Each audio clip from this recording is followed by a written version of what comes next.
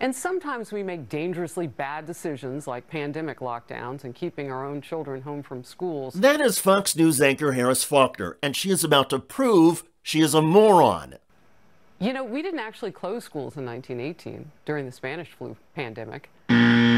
Actually, we did close schools. A quick Google search reveals school closures during the 1918 flu pandemic. The researchers at Harvard and MIT write during the 1918-19 influenza pandemic, many local authorities made the controversial decision to close schools. We didn't even have penicillin back then. That's true. We did not have penicillin. But penicillin is an antibiotic that only works on bacteria. The Spanish flu was a virus. So even if Alexander Fleming had invented penicillin before 1918, it would have done nothing to treat the virus that killed more than 675,000 people in the United States. We did sacrifice, we suffered, but then we pressed on. Our enemies hate us for surviving, but they would love to be like us. Well, anybody with half a brain would not want to be like you, Harris. Do you have even a modicum of journalistic or intellectual integrity? You went on your Fox News show without any commitment to basic facts or the truth. Is this how you always operate? And never mind your laziness and disregard for accuracy, there's also some clear hypocrisy here. Because while you condemn people who try to protect themselves and their kids during a pandemic by keeping everybody at home, you know who else stayed at home during COVID? You did. Remember this? Your remote studio that you relied upon for a year. You were so proud of the remote work and your effort to keep your family and Fox colleagues from spreading COVID that you showed off to Adweek. Harris Faulkner takes us inside her home studio. Nowhere in that piece did you criticize the Fox News decision to have you and 40 other on-air talent at Fox broadcast from their homes. In fact, you seem quite happy and proud of your arrangement.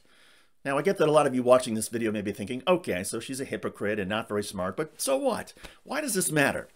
Well, it matters because Harris Faulkner has been doing her thing recently in front of a primetime audience. It's the time period when Fox gets its largest number of viewers. And on top of bashing COVID safety measures, Faulkner has also been insisting that America has lost its soul and is mean to people who are religious. And she insisted she has experienced this herself. Had it happened to me, I've been asked to leave a restaurant for openly bowing my head in prayer hands. In America. Which restaurant? Where did it happen? When? Faulkner refuses to say. And it makes you wonder if this really happened or was just something Harris Faulkner made up to try and bolster her political argument and agenda. Kind of like Faulkner making up rubbish about schools not closing during the Spanish flu. Ah, yes, there may be a pattern here with Harris Faulkner. There is certainly a pattern at Fox News.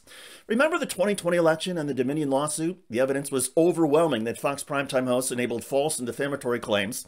The Fox talent knew they were spreading lies, but did it anyway for business purposes to please the right-wing MAGA audience. In the wake of Fox paying out $787 million, one might have thought there was a chance Fox would finally start making some changes and at least begin to care about basic facts and the truth. Clearly, that was a pipe dream. Harris Faulkner is auditioning for a permanent primetime show on Fox, and she seems determined, through her own laziness, intellectual limitations, and lack of any shame, to give conservatives the fantasy land that they want. How sad. By the way, a Republican government official was recently caught lying at a congressional hearing and got demolished. Did I just hear you say that you offered to come and sit with members of the majority in the last Congress? That's correct. You did? Yes. And did you ever do that? Yes. With who? Mr. Moskowitz. No. Ms. Porter. Mr. Moskowitz was not in Congress last Congress. I'm talking about this Congress. I said last Congress. You said last Congress. He asked you last Congress. Check out that story at the link below. I'm David Shuster. Thanks for joining us.